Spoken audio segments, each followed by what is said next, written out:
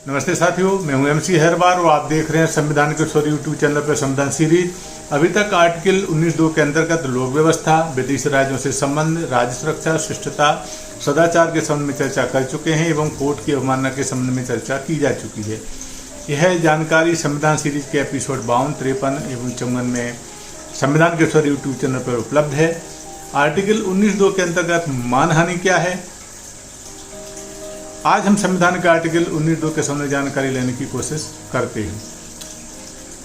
इस आर्टिकल में मुक्ता राज्य की सुरक्षा, विदेशी राज्यों के साथ मैत्रीपूर्ण संबंध, लोक व्यवस्था, शिष्टाचार, सदाचार, न्यायालय की अवमानना एवं मानहानि या आपराधिक या उद्दीपन क्या है, इसके संबंध में संविधान में आर्टिकल 19(2) में प्रावधान ये है एवं इसके निर्बंधन के संबंध में क्या चर्चा, क्या आवश्यकता है, क्या इस पर प्रतिबंध लगाए जा सकते हैं, इस पर हम चर्चा पूर्णतः कर चुके हैं।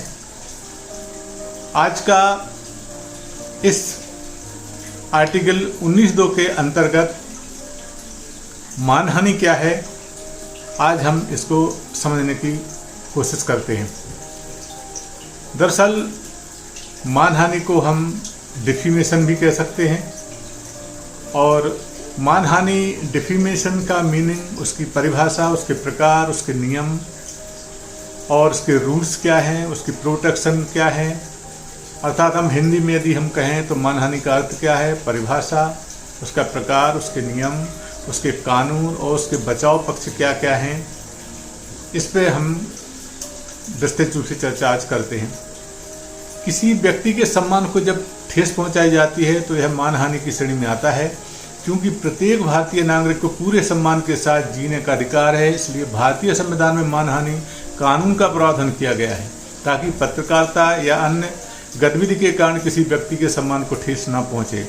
भारतीय संविधान के अनुच्छेद 19 के अलावा भारतीय दंड संहिता की IPC की धारा 499 भी मानहानि से संबंधित प्रावधान दिए गए हैं। आज हम मानहानि की परिभाषा समझते हैं क्या है। भारतीय दंड संहिता 1860 की धारा 499 के अनुसार राष्ट्र के प्रत्येक व्यक्ति को अपनी ईमानदारी, यश, प्रतिष्ठा, प्रसिद्धि और मान सम्मान आदि को सुरक्षित रखने का पूरा अधिकार है।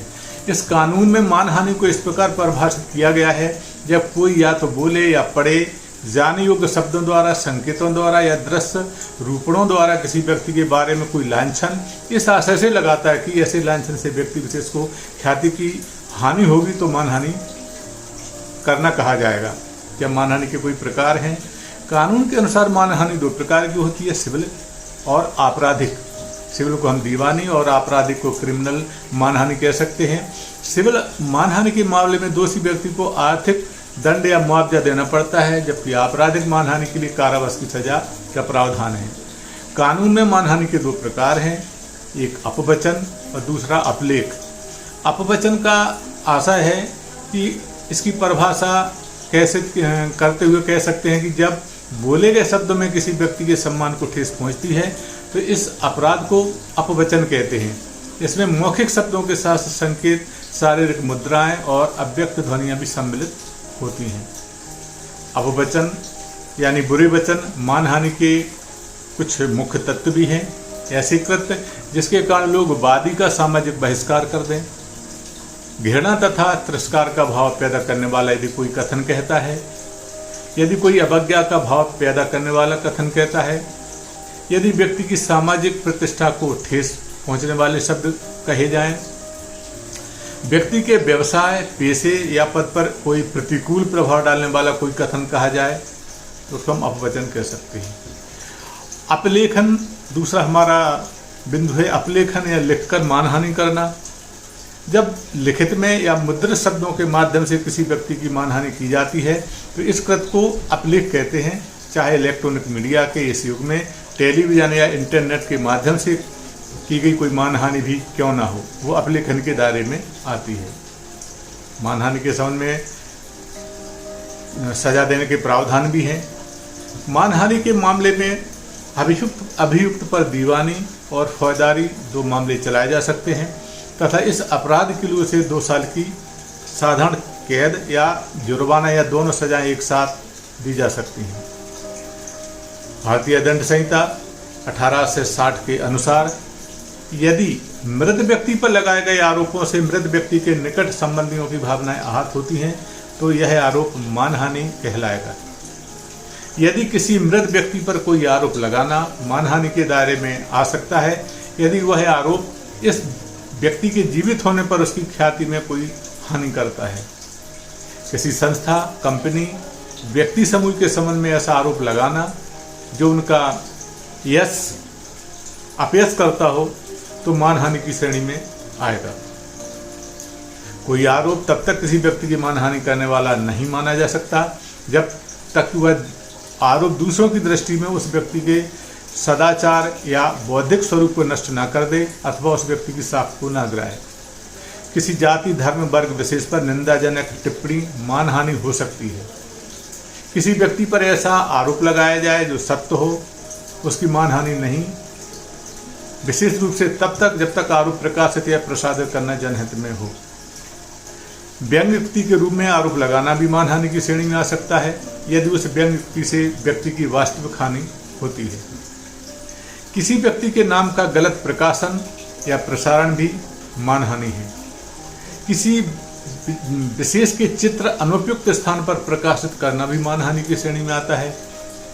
किसी की व्यक्ति की बीमारी, विकृति या दोषों की अनाधिकृत रूप से चर्चा करना मानहानि की श्रेणी में आता है। मानहानि के से क्या कोई बचाव है या प्रोटेक्शन इन डिफेमेशन के कोई तरीके हैं?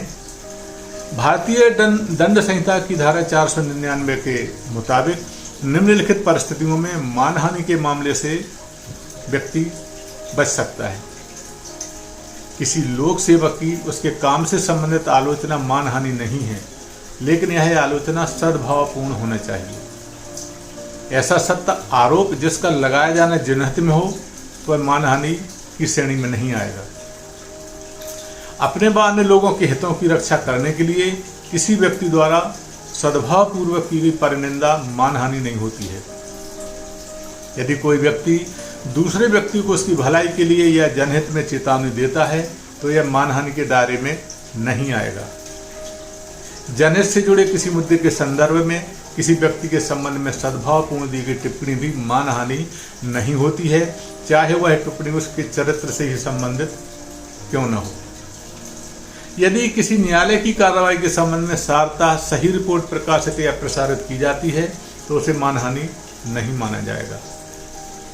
न्यायालय में चल रहे किसी मामले से संबंधित वादी, प्रतिवादी और गवाहों के आचरण से संबंधित सद्भावपूर्ण टिप्पणी मानहानि नहीं कहलाएगी। मानहानि कानून और मीडिया के संबंध में भी हम जान लेते हैं, जैसे डिफेमेशन लॉ एंड मीडिया के संबंध में चर्चा से करना हमारा आशय है। न्यायालय की कार्रवाई की रिपोर्टिंग के मामले में मीडिया को विशेषाधिकार दिए गए हैं जिससे मीडिया के द्वारा आम जनता खबरों को जान सके। इस हेतु से कुछ विशेषाधिकार भी उपलब्ध हैं और इन विशेषाधिकारों के दायरे में रहकर मीडिया संबंधित उत्तरदायित्वों के मीडिया निर्वहन कर सकती है और ऐसा करते हुए भी मानहानि के मामले में दोषी नहीं पाए जाएंगे। यदि कोई मीडिया कर्मी सच्चाई, सद्भाव और लोक कल्याण की दृष्टि से कोई आरोप लगाता है और वह उन्हें साबित भी कर सकता है तो वह मानहानि कानून के दायरे में नहीं आएगी। यदि अदालत में यह साबित कर दिया जाए कि लगाया गया आरोप सत्य था, वास्तविक था और लगाया जाना जनहित में था, इस मामले में मानहानि कानून के तहत दंड नहीं दिया जा सकता। मानहानि पर क्या अदालतों के कोर्ट के कोई फैसले आए हैं? मानहानि के विभिन्न मामलों की सुनवाई करते हुए अदालतों ने काफ़ी महत्वपूर्ण वक्तव्य दिए हैं जिनमें मानहानि को समझने में काफ़ी सहायता मिलती है। ऐसे ही कुछ प्रमुख अदालती कथन को भी हम संक्षिप्त में जानने की कोशिश करते हैं। मानहानि के सिविल बाद में सच्चाई सिद्ध करने की जिम्मेदारी प्रतिवादी की है। यह फैसला लक्ष्मीनारायण बनाम शंभुनाथ इलाहाबाद हाई कोर्ट का 1931 का फैसला है। ऐसी प्रकाशित सामग्री जो मानहानि कारक हो पुनर्प्रकाशित करना भी मानहानि के दायरे में आता है। यह प्रकरण जी चंद्रशेखर पिल्लई बनाम जी रमण पिल्लई केरल 1931 हाईकोर्ट का फैसला है। प्रेस और प्रकाशनों के संबंध में दुर्भावना के आरोप में मानहानि का मुकदमा तब तक नहीं चलाया जा सकता जब तक कि निश्चित दुर्भावना बताई जाए। यह प्रकरण नानपुरिया बनाम भौमिक के प्रकरण में है। सच्चाई के आधार पर बचाव में सफल होने के लिए यह आवश्यक है कि मानहानिकारक समस्त प्रकाशन सावतः सही हों। यह प्रकरण खैरुद्दीन बनाम तारा सिंह लाहौर 1927 कोर्ट का फैसला है। सिर्फ इस आधार पर किसी अखबार का मालिक मानहानि की सिविल जिम्मेदारी से नहीं बच सकता कि उसे अपने अखबार में हानिकारक सामग्री छापने का पता नहीं था। अखबार में जो छपता है उसकी पूरी जिम्मेदारी मालिक की होती है। यह प्रकरण मुंशीराम बनाम मेवाराम लाहौर 1936 का प्रकरण है।